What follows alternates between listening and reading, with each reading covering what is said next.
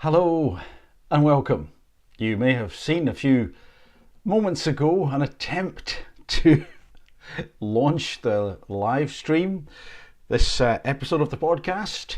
In this case, talking about AI again, but with good cause, I believe. But anyway, I had to interrupt it because, as we learned during our time in lockdown world, doorbells can go and cats and kids can jump across the screen. In this case, it was the doorbell, but nothing to do with me, which was a little bit annoying. But oh, here we go. We are definitely live. But yeah, it is. I'm very charitable with that stuff. I do like to think that I help out, but just when you've started something like a live stream, there was a tad when I heard the doorbell going, a tad irritating, but I quickly realised that in the grand scheme of things, it didn't really matter and we could reconvene. And anyway, as I've said before on this channel, I will be as authentic and open as possible. So if you did see me having to dash off, that was why. And back then to the task at hand, the issue with AI. Now, I've chatted before a couple of times about AI and its dangers, and it does worry me. And I even had a live conversation with Chat GPT that was interesting in many ways, and I've interacted with these models in the past. And this latest headline, this suggestion that maybe ChatGPT and other large language models, and I would suggest probably AI in general in many ways, can dumb us down, I think is valid. Now, it is suggested that that's not what the paper I'm going to quote from today is actually saying, but there's some caveats to that. So to begin then, let's go here to this article, and this is in Time, and the headline: ChatGPT may be eroding critical thinking skills according to a new MIT study. So by Andrew Chow, does ChatGPT harm critical thinking? A new study has returned some concerning results. The study, so here's the study, and by the way, in this episode, what I'm going to do is I'm going to play some video, and it's a conversation, actually snippets off between Andrew Chow and one of the authors of this paper that I think is interesting. And I have to say, I do admire the foresight of the authors of this paper, and I do think that they're walking a thin line, but based on ethics and moral principles, to essentially shout about these dangers whilst not having the bigger picture. But I do believe they're absolutely right, because AI has been unlocked at a pace, and I don't think that we're ready. I've said that before. But anyway, let me continue here. So just to give you an overview, the study, 54 subjects. So the first thing we need to note here is that this is a small scale study. It is small scale. It is in many ways, some people could argue, will argue no doubt, it's underpowered. But it is important. It's important because it's the first time that we've taken essentially the sort of the more lived experience. How does that feel? What was that like for you? And also the more, let's call it, scientific approach. In other words, we've looked at brain activity, and we've gauged things. We've tried to figure out how useful these chat GPT, or in this case these AI chatbots, in this case Chat GPT, I should say, how useful they are in terms of helping us or not. And again, the results are nuanced, but I think they're very important. So 18 to 39-year-olds in Boston area, 3 groups. They were asked to write several SAT essays using OpenAI's ChatGPT, Google search, and nothing at all, respectively. So ChatGPT using Google and other search engines, and nothing. So no assistance, just the brain. So researchers used an EEG to record the writer's brain activity across 32 regions and found that of the three groups, ChatGPT users had the lowest brain engagement. Again, let's stop there, pause and reflect. The lowest brain engagement, and consistently underperformed at neural, linguistic and behavioural levels. Now, don't know about you, but I think that's quite important. Over the course of several months, ChatGPT users got lazier with each subsequent essay, often resorting to copy and paste by the end of the study. So even on what we've read there, I believe that the alarm bells should be ringing. I believe that we have some cause for concern. Put it that way around. So here's the actual paper itself. So that was the overview. That was this one from Andrew Chow, and we'll see here, this is the actual title: Your Brain and ChatGPT, Accumulation of Cognitive Debt when Using an AI Assistant for an Essay Writing Task. So again, important to flag up here, this is essay writing. So this study it's not only has a small number of participants, it's also about a specific task. So it's about essay writing in areas which were prompted. Basically, hey students, write something about this particular thing. But still, I think this is incredibly important and valuable. And you will see here, Natalia is the person we're going to hear from very soon in this video, Natalia Kuzmina. So let's go on. Here's the abstract from the paper itself. With today's wide adoption of LLM products, yeah, you're not kidding there.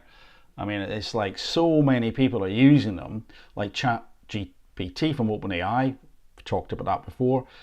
Humans and businesses engage and use LLMs on a daily basis. Like any other tool, it carries its own set of advantages and limitations. This study focuses on finding out the cognitive cost of using an LLM, large language model, in the educational context of writing an essay. So again, they're reminding us this is about a specific thing.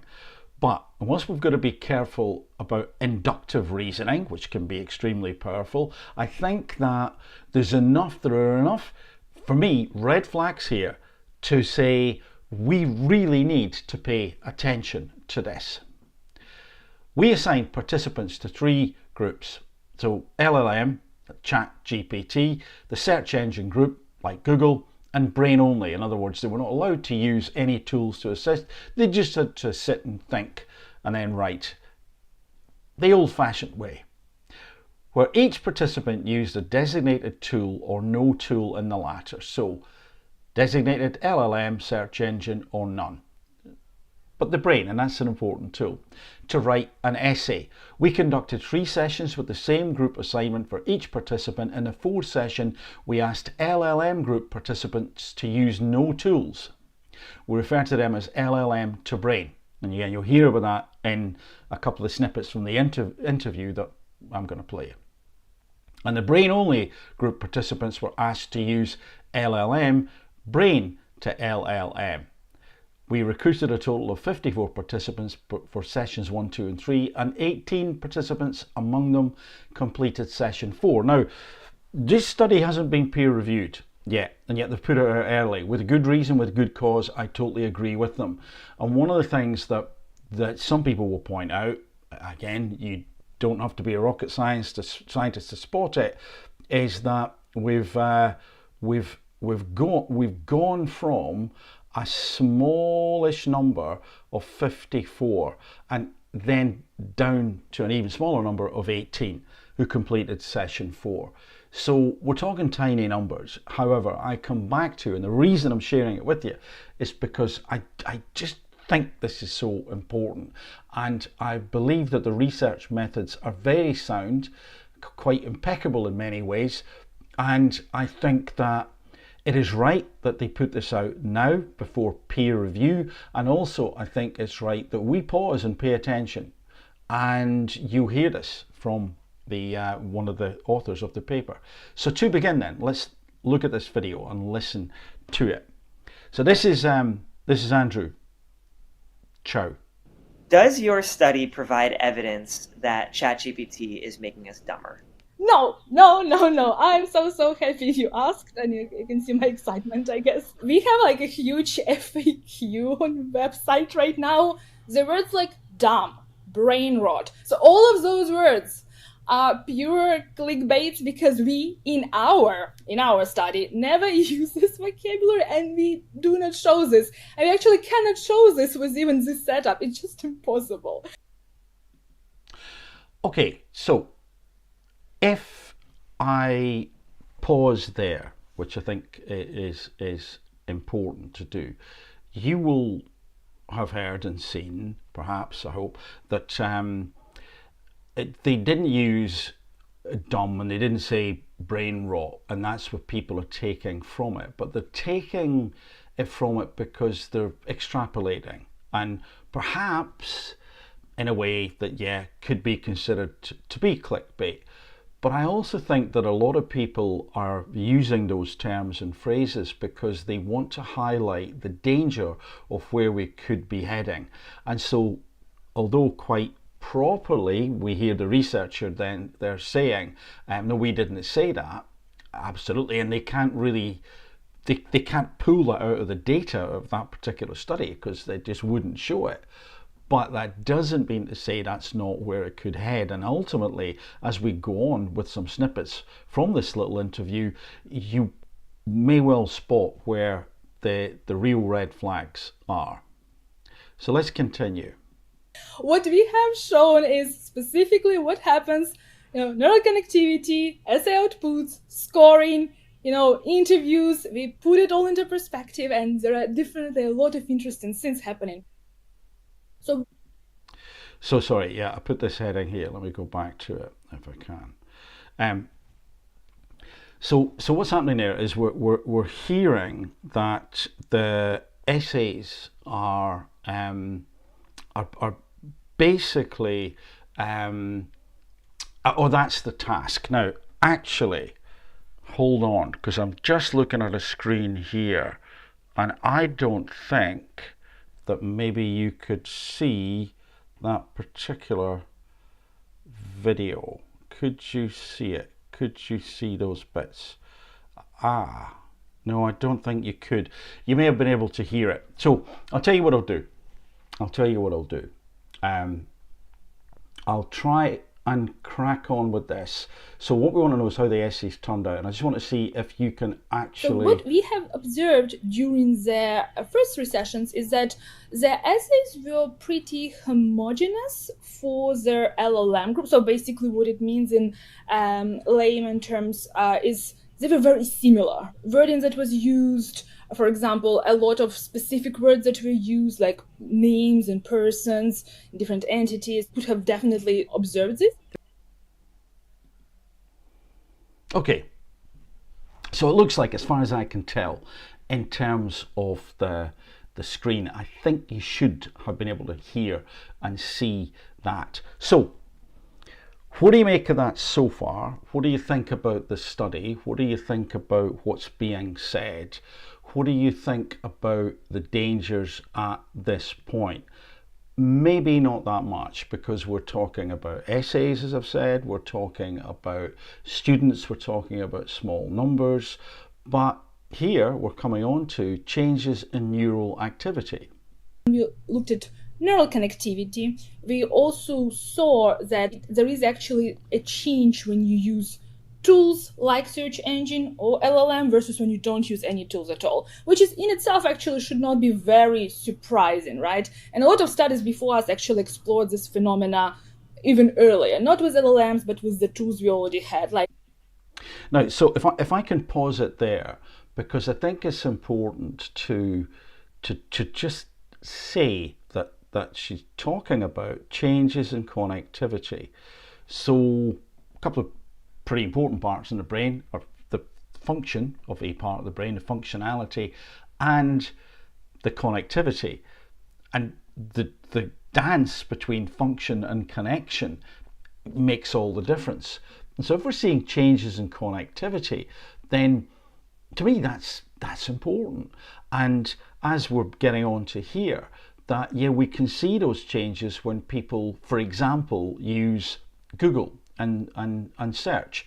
So for example, the more we rely on something like Google, the less we may actually understand the topic. We may remember where to find the information, but we don't necessarily retain it, have it embedded, and then allow us to connect it to other things.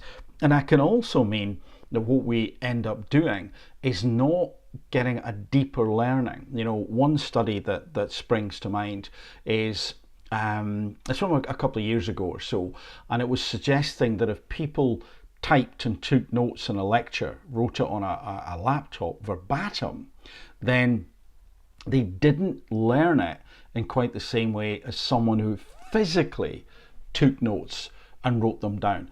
And the reason seems to be, or the argument is, that what we do in that situation is we are already processing, because we're paraphrasing what the lecturer said. So we're paraphrasing it, so we're processing it, and then we write it, and then we've got it coded in a different way. And then when we go back to look at what we wrote down, we've almost got like two layers, two levels already. Whereas verbatim, we can get just tied up, or processing can get tied up in the actual typing. We're just a conduit of those sound waves into something in text on a screen.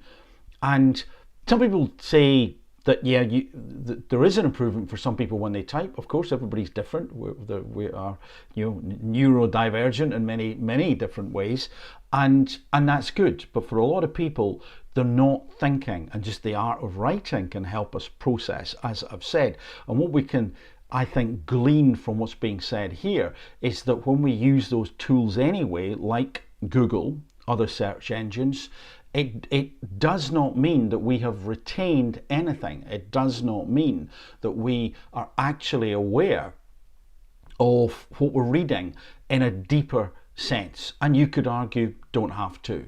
It's just important to get that fact and then crack on. Absolutely. There's a lot of times I've done that. But here's another way to think about it. Have you ever Googled something, read it? And of course, this could be reading what a chatbot has written as well, and thought, yeah, I've sort of got that. Could you then teach it? Well, that's not the chatbot's fault as such, of course. It's not what I'm saying. But I hope I'm illustrating that there's a level of knowledge and learning that can be extremely superficial, or indeed, as in the first example that I gave, when you know where to get the information, but you haven't learned it, then there is no level. It's just, okay, that's where I find it. So we're here with the tools that we already have. Yes, so it's not just ChatGPT, but I think the LLMs take it to a different level, potentially. GPS or Google, etc. So what we saw is that there is definitely some scaling down happening when you are moving from no tools.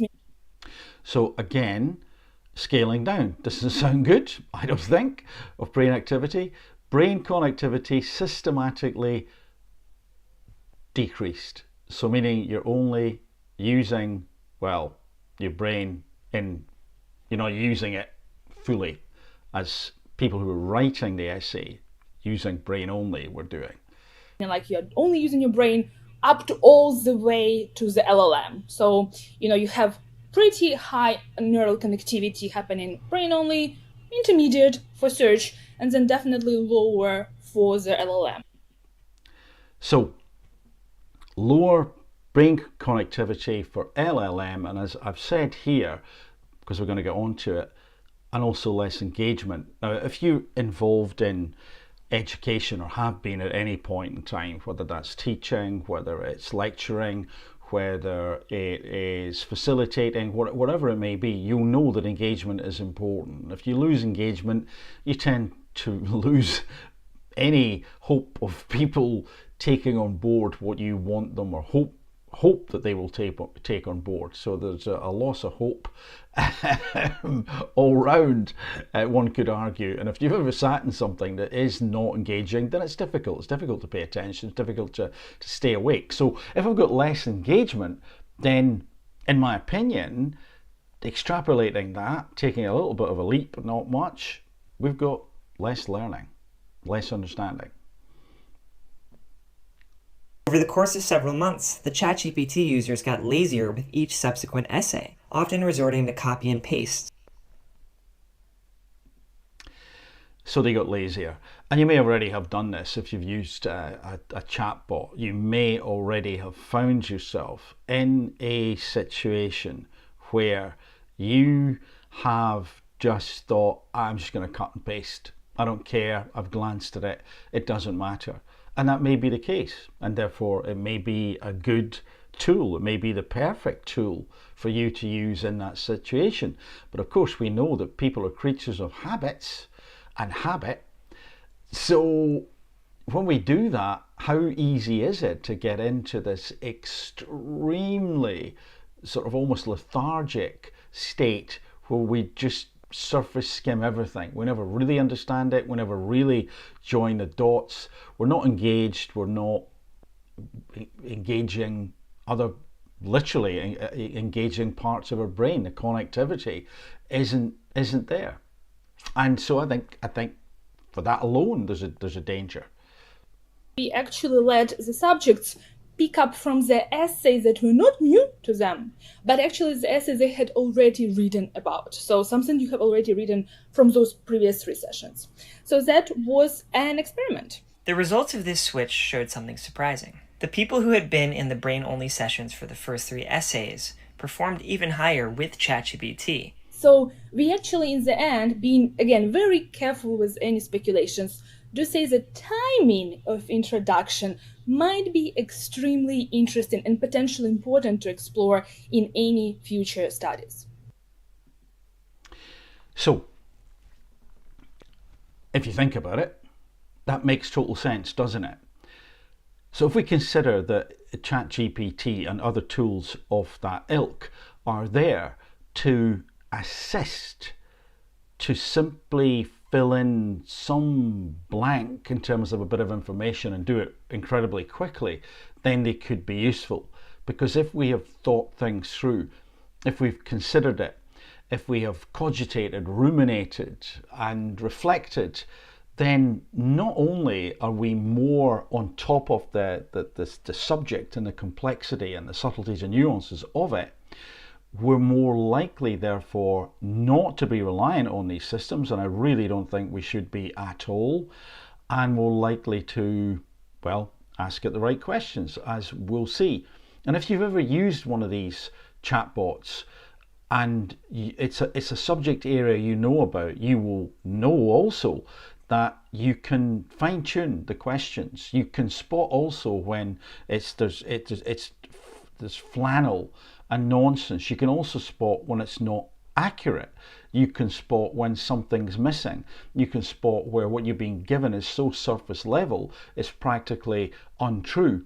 But if you don't know, then these things, I've said it before, I've used the word, can be so seductive in so many different ways that what we end up with is well, a system that we take at face value, and we never really get a grip or a grasp on anything if we're not careful, because we're only getting that surface level. And remember as well, I mean, I mentioned in another previous video, that the chatbots, well, they're there to please. They're there to say, how can I make you feel good today?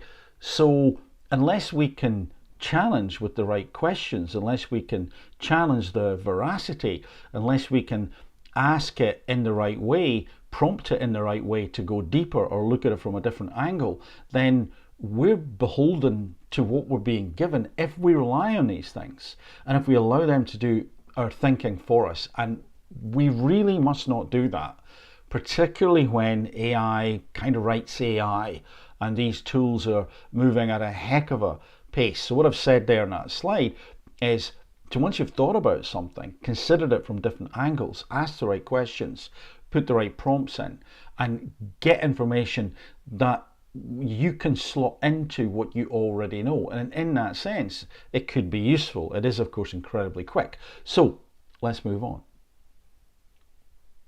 Now that you have the tool, you have potentially more opportunities to ask the right questions, because guess what? You spent your time thinking about it without a tool. I honestly feel like that in our society we are losing a bit this opportunity. Think before you speak, or like think before you repost, or think before you post, right? So that might be just about it. Hey, do it yourself first, right? And then use the tool, and the tool can potentially maybe augment your output, your product, your use case, whatever you are going for, right? So that is so wise.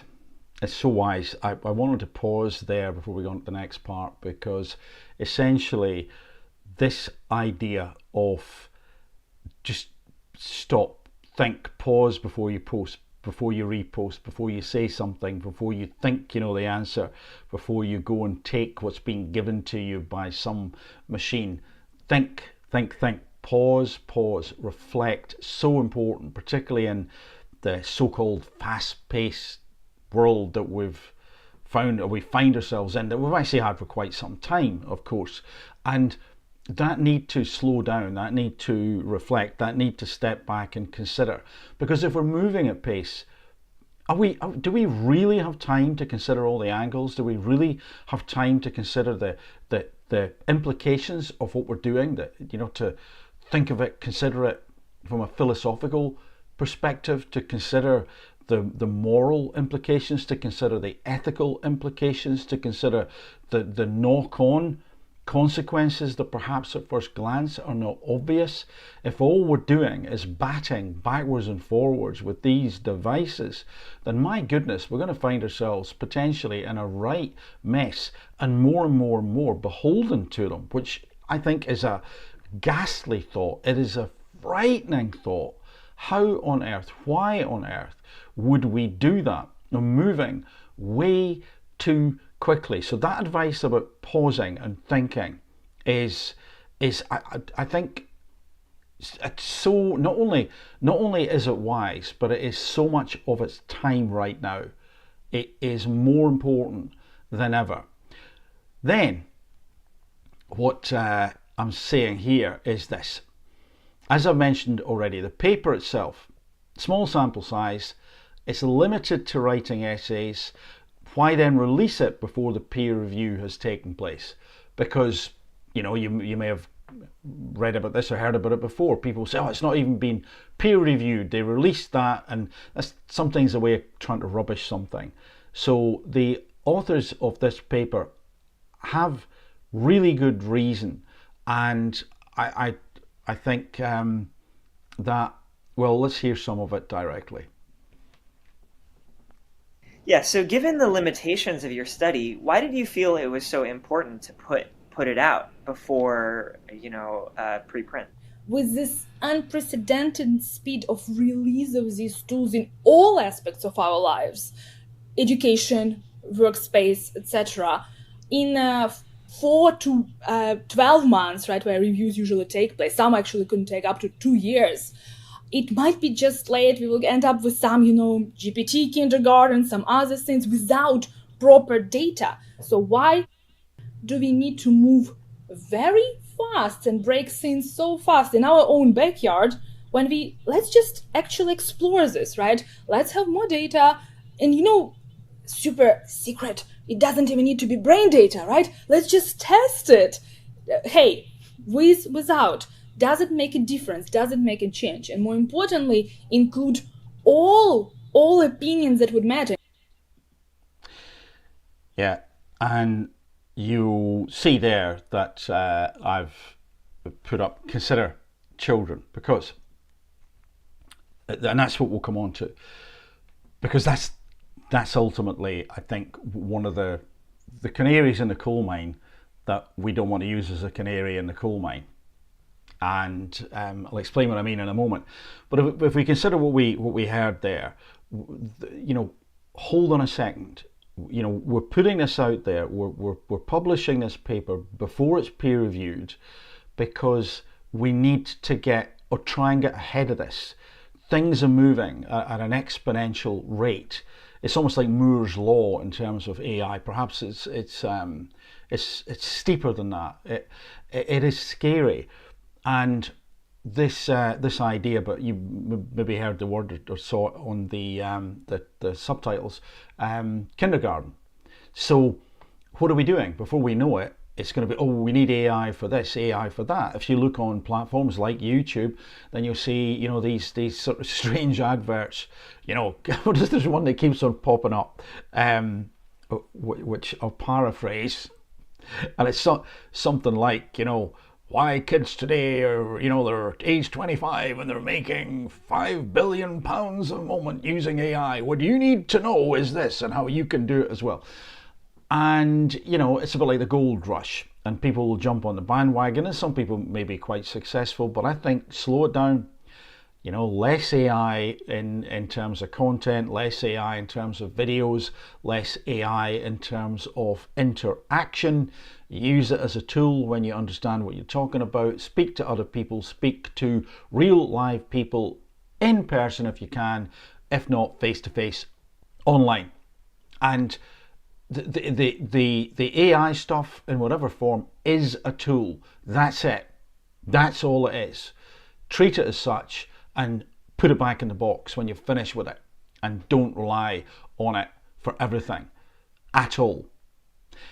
So we have a small sample size. We have it limited to 3 things: brain only, Google search or similar, and also, of course, ChatGPT.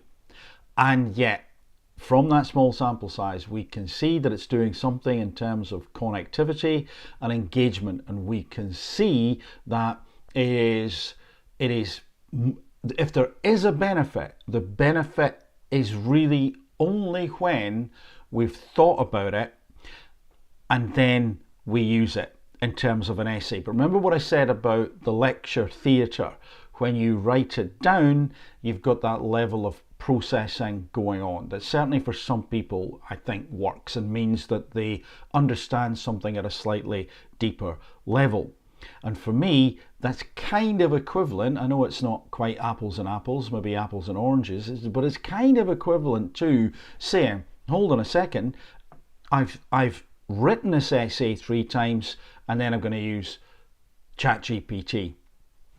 I have already processed the lecture in a different way because I've written it down, I've paraphrased it, I've maybe drawn a couple of cartoons or even scribbled a couple of graphics, whatever it may be. And then when I go back to the notes, I've already processed it in some way. So this is, again, not quite the same thing, but I think it's like a similar-ish principle. So use it, but, you know, put it in your life. Don't put your life in it, to use that old phrase. And this idea about stopping, pausing, getting this information and this research out there now before we just go just at light speed. And literally these systems are everywhere. And guess what? Once people get a hold of them and they think, oh, this is quite easy, then it's going to be hard to put the toothpaste back in the tube. Because people, you know, me included, we go for, like, you know, the easier route a lot of times. What's quick, what's fast? I don't really have to think about that, but before we know it, we'll be relying on these systems to such an extent that we won't be able to do without them and unplug them, and I don't think that is a good thing. That would be the wrong place and space to get into as a society, indeed as a planet. As I've said, there's a good use of them to be had, but not to control. They use as a tool, they don't control, and we don't put, as I say, our life in them, or indeed total faith in them at all whatsoever. Because not only once they're embedded is it difficult to unembed them, I believe that people will fight against it. They'll go, no, this is so good. But it's a little bit like sugar, isn't it? Sugar's very addictive, and yet it isn't good for us. But once you've had a taste of it in some kind of biscuit or dessert or whatever, it's difficult not to seek those things out. And whilst of course it can provide energy and things in nature can be quite sweet and beneficial, too much of it is a bad thing, and we need a balanced diet. And I guess that's what I'm getting to here. This is balance. And if we are going to reach for the energy rich foods in that way, then we should have exercised a lot before doing that. We should perhaps have had light intake of calories before doing that. And so, again, to really stretch my metaphor across here to hopefully make the point, what I'm saying there is, once more, we should know what we're talking about.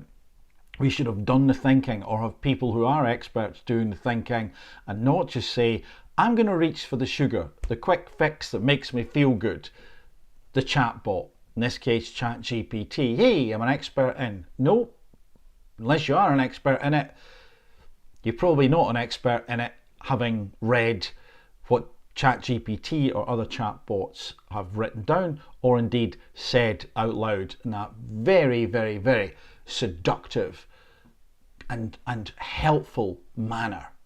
So consider the children, because you may have guessed where we're heading with this. If we have children who then get introduced to AI in whatever way it is, we've got to be very careful, because if ChatGPT in this case is more beneficial when people have thought about things and then they get introduced, they can use ChatGPT or equivalent, and that can add to what they're doing. Wouldn't it be really important with children whose brains are developing, still developing, to say you don't get near that, or it's heavily controlled, until you understand these things and the basics of these things. So let's go there. In this case, teachers, educators, caretakers, if you're talking about children, where I think it would be so critical, because we all know those brains are developing. So why do we need to rush these deployments, right? Let's maybe pause, evaluate. Okay, so let's go back here and do that. Hopefully that's made some kind of sense, and hopefully you understand why I made this video so soon after talking about AI and Chat GPT. Because these people, these group of researchers, in my opinion, are absolutely doing the right thing. What they're doing is they're saying, hey, we found this out and we've got a conscience. We think that what we need to do is to share this. We need to get it out there quickly. So despite the small sample size, despite the fact that less and less people, or at least in the fourth stage of the research, there was only 17, 18 people. Despite that, despite the fact it is ChatGPT only, despite the fact that what they have done is focused on essay writing, despite all that, they're saying we need to put this out there, because they're looking around and they're a smart bunch of people and they can see where this is heading. Not where it could head, where it will head, unless we do something pretty quickly about it. So back to what I said, I suggested that the headline that could be clickbait, dumbing us down, stopping critical thinking, is not wrong. And the reason it's not wrong is because that is exactly what will happen if we become more and more and more reliant on these systems. And just think it through. I mean, just think about it. You go in, and ChatGPT isn't, it's not the SIRA one. I won't say the name out loud in case it triggers your system at home if you've got it. I don't. Much more sophisticated. And of course, it's doing a different thing. But if you can imagine that you join up some of those home systems and something like a GPT or other large language models, then what happens? What have we got? We've got a situation where they're doing everything. Can you just book the holiday? Can you just open the door, change the heating? And tell me, again, just describe to me the latest theories on gravity and exactly what that means. And yeah, we can talk about it in the pub or wherever, or with a bunch of mates at a dinner party, whatever is your thing, and sound relatively knowledgeable, but do we really understand it? And it may spark future learning. It may mean, oh yeah, I want to find out more about that, which is great. But to do that, I don't think the route is via those systems, because it's sugar. It's the child catcher. It's basically saying, come along children, come in here and I'll do all your thinking for you. And so if we take things forward, if we extrapolate just a little bit and factor in how fast-paced everything is, how people want things immediately, how scared they can be that other people are doing things more quickly. They've got AI in their videos and they created this thing, I've got to do that as well. I've got to jump on that bandwagon. And same things with, learning and producing essays. Students, having LLMs produce their essays. Are they learning? Absolutely not. So where do we head if we keep on doing that? Quite quickly we head into a situation where we are literally not thinking. Does it mean we're dumber? I think it does. If you talk to someone from just a generation or so ago who didn't have access to the internet, they had these things called books, paper and newspapers and a telephone, and they would go around and have conversations and maybe attend a school or a university, and they would learn things and they would retain it, and they were little notebooks where they wrote things down. Double processing or processing at a slightly deeper level, if that theory is to be believed. And when you talk to people like that, it is astounding what they know, and it is astounding the depth of thinking that they can bring to bear about a subject when they talk to you. And maybe you've found yourself saying, oh, what was the thing again about that? And you've got to go and Google it because you don't really understand it. You haven't memorized it. Maybe you don't have to. I understand that. We don't want to retain stuff that we don't need, of course. But my point is that if you look at the pace of change just recently and then consider going forward how we may be, is there a risk that people stop thinking for themselves? If you're not thinking for yourself, whatever the definition you want to put on critical thinking, then not thinking for yourself means you're not thinking critically, just by its very nature. There's no critical thinking because you're not actually thinking, so you can't be thinking critically. So again, some people argue, well, what critical thinking means, not thinking for yourself, relying on those things, you're not thinking critically. Does it dumb us down? Well, it depends what we mean by dumb. Let me put it this way. If you found yourself having to learn things and be involved in study, whatever it may be, whether it's a language, whether it's a course, of course you probably find yourself thinking, gosh, it's taking so long, and when I get my time back, I'll do all these things, and then you stop doing it, and then you think, how did I manage to generate that time? But very often you find yourself sharper, you find yourself more inquisitive, you find yourself able to retain other facts more readily and link them, connect them, and a connectivity type vibe, I suppose, to other things. And in that sense, we sort of build up our global knowledge, and some people would argue our ability to problem solve. Because if you consider it, if we get lazy and we get sluggish, well, IQ tests are partly to do with time and speed. Somebody could do one in 5 hours, but the top people in terms of IQ may be doing it in the 1 hour limit, or whatever it is. So yeah, I think in that sense it could dumb us down, not necessarily permanently at all, but the laziness, remember, people cutting and pasting, so we get sluggish, our thinking gets fuzzy, it's not as sharp, it's not as pointed, we're not asking the right questions of ChatGPT or indeed people around us, life itself. We are slowed down. So yeah, I stand by saying that it could dumb us down. Absolutely. It could stop us thinking critically. What the author, one of the authors of that paper was saying was that she cannot say that, and she's not using words like, brain rot, that phrase, that is a little bit, that's definitely clickbait.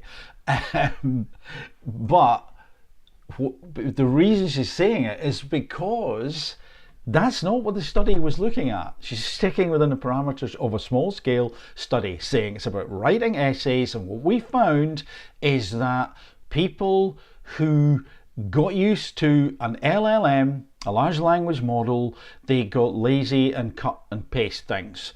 And people who used their brain, writing an essay 3 times and then got access to that model, in this instance, could use it and could gain something from it.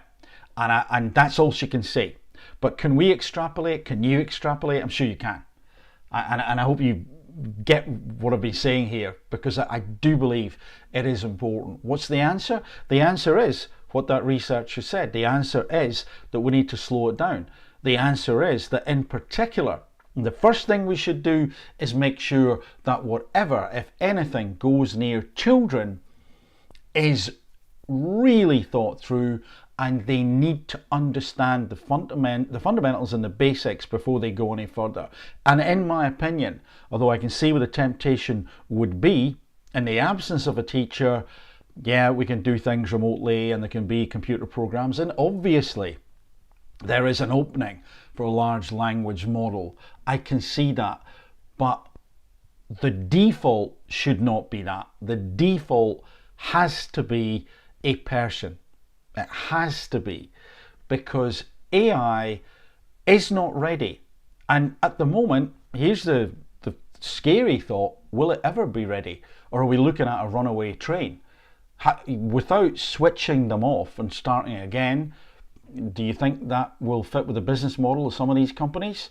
Then what we have is something that may just be patched as we go along, and patched up it will certainly need to be. Because if it's true, if my understanding is true, that the engineers don't know how some of these AI systems, not necessarily ChatGPT, but some of these AI systems are doing what they're doing, so dense is the code and the coding of the code by the algorithms, that they are a mystery in many ways.